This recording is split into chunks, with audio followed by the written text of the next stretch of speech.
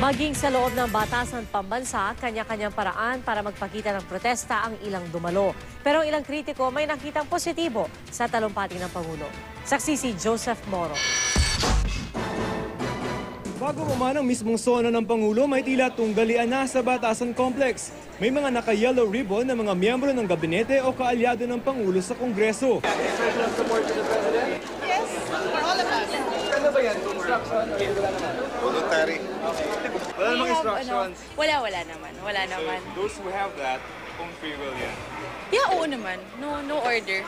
At may mga naka-peach na simbolo sa panawagan para i-impeach o patasikin ng Pangulo. Whatever color members of the cabinet wear, it's up to them. But the Filipino people are not wearing yellow.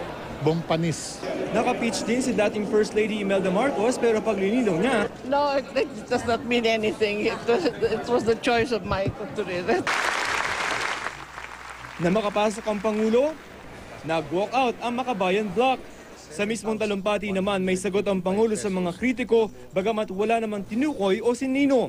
Ito maingay na ito, sadyang isinasara ang isip at namumuhay sa sariling mundo at realidad.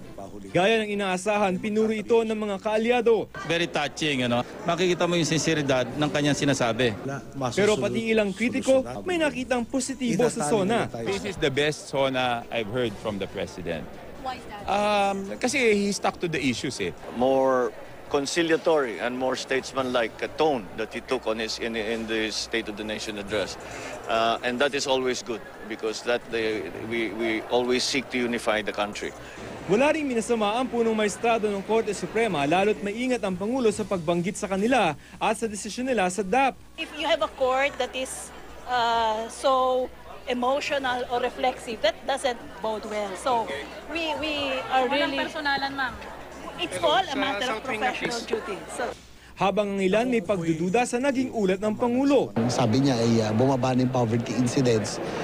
Yung huli kasing nalaman natin sa NSCB at sa DOLE, no, yung sa self-rated poverty survey ay mukhang tumaas pa. Nagkataon namang sa pinakahuling survey ng social weather stations, lumabas na dumami ang nagsabing mahirap sila. Ano kaya ang nasabi ng ilang ordinaryong nakinig sa SONA? Yung mga naunang Pangulo, puro utang ang ginawa. Siya hindi nang utang kundi nakabayad pa, di ba? Sinabi na nga ng Supreme Court, mali nga yung DAP. The mere fact na pinagtatanggol mo yung kamalian mo, may mali ka na. Dismaya ako eh. Bakit? Ganun pa rin ang buhay natin eh.